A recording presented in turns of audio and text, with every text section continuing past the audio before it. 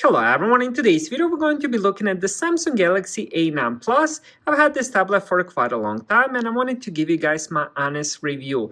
Let's start with the build first. This is 11-inch tablet and it does have a little bit of bigger bezels going all the way around. And then if we look at the back, we have of course the camera on the back. It has the Samsung logo as well. The build wise is pretty good, and as you guys can notice on this tablet there's a lot of fingerprints and smudges. So I definitely recommend getting the case. Now, alright, next let's check the rest of the tablet. On the bottom we do have those 3 pins for the keyboard as the card expansion here. Then we have the 3.5mm headphone jack, which is pretty amazing since this tablet is kind of newish that they ended up including that. I still end up using wired headphones, so that was definitely a bonus. Then we have dual speakers on the right side. We also have dual speakers on the left side as well. So these do have quad speakers. We have USB-C for charging. And then if we look at the top, we have the microphone. Then we have power lock button, volume rockers.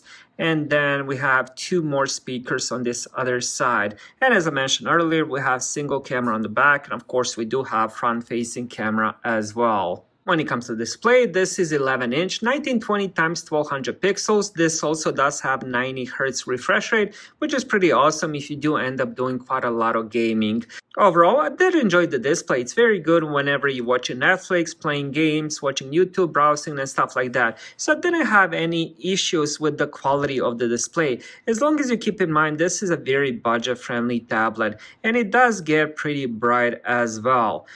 Usually, most of the time, I do end up using it around 20%.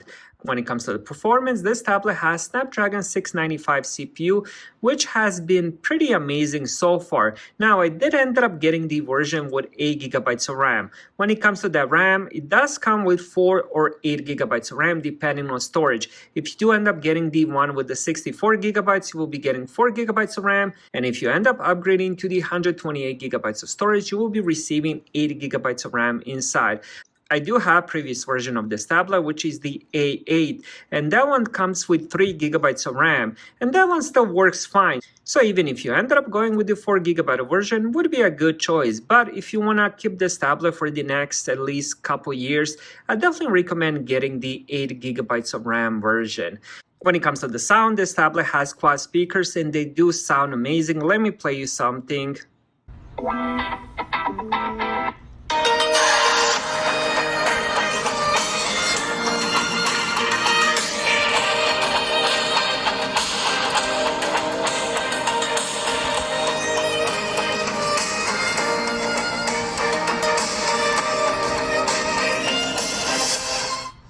As you heard from that little clip, this sound was pretty impressive. Now, this tablet, of course, does have cameras as well, front-facing for the video chats and stuff like that. And here is how the rear-facing camera is. Let me just do a quick picture here, and then we'll just end up looking at that.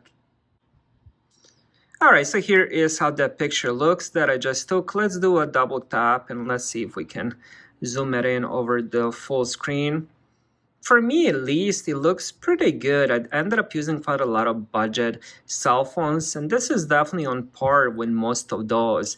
Now, this camera doesn't have the flash, so you do have to have a good light wherever you end up taking the pictures. But overall, quality is pretty good. When it comes to the battery life, I'm getting anywhere between 8 to 10 hours. Really depends what I end up doing. For example, if I'm watching a lot on Netflix with the brightness at 50% larger, same with the gaming, I'm going to be getting around 8 hours of battery life. But if I'm doing a lot of browsing and if I end up turning down the brightness to 10-15%, then I can definitely get 10 hours or maybe even more. Day-to-day use has been pretty good so far. I have no complaints. The performance and everything else has been pretty good. This tablet doesn't have a fingerprint scanner, but it does support face unlock. And if we double tap again, there's a little thing here, and I saw my face, so it ends up unlocking the tablet. You also have to set up a pin or the one of those drawing patterns. Overall, this is a very good quality budget tablet. It has a pretty good performance, good cameras, good battery life, and it's very easy to use as well. And for those reasons, I would definitely recommend it. Thank you guys for watching. Have a great day.